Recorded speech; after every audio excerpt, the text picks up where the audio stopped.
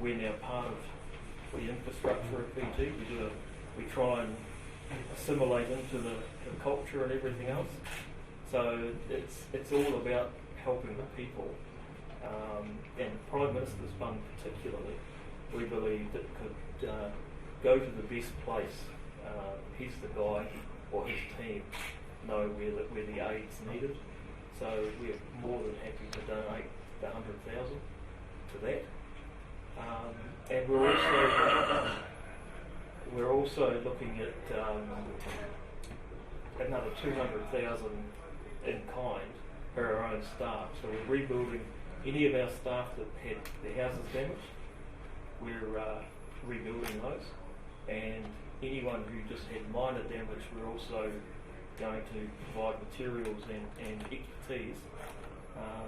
We're looking at bringing in some EIT students from New Zealand universities, builders, and they're going to come and help, give their time, their travel, everything free, to help get the village people to come and work with them so that they can renew their own properties if it happens again, or try and just upskill them in terms of how you make it a little bit more protected against future events like this. So I think it's a great thing that the company's doing, but really it's not about us, it's about the aid that's needed out there, and it's still needed. It's going to be needed for a long time. So we'll continue to help wherever we can. You can be rest assured that, of course, the funding that we've been receiving is going to very good use. In fact, Honourable Prime Minister at the moment is in Dawasamu in Talevu. These are some of the areas that were very badly hit. There is also the issue, of course, ensuring that the economy keeps on moving.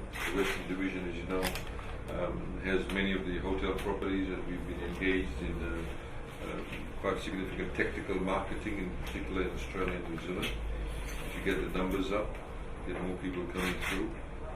So whilst the economy needs to keep on moving on, as you rightly pointed out, we need to continue to also provide the rehabilitation and the building back of many of the infrastructure. I also like to acknowledge the fact that your team is up in Ra. I know they did some very, very good work, and there was a brief that was provided to the Honourable Prime Minister a couple of weeks ago, and the person who was doing it was very impressive. Young guy. It's very impressive, and so thank you for that. Yeah. And we look forward to Higgins continuing to be part of the growth in Fiji, and also growing with us in terms of dealing with some of our issues. And as I highlighted again, the adopted school program that's been launched by the Honourable Prime Minister is also something worth considering in terms of helping them back to school, because education, as you know, is key and very much a cornerstone of government's policy, providing free education and building the capacity, in particular our young people. 70% of our population are below the age of 40. So that's quite significant, and we believe in the future of our youth, and I think your kind of efforts and your contribution will help very significantly in terms of ensuring that we have the right infrastructure and the right rehabilitation works in place. So very much, with that, thank you very much for the wonderful contribution.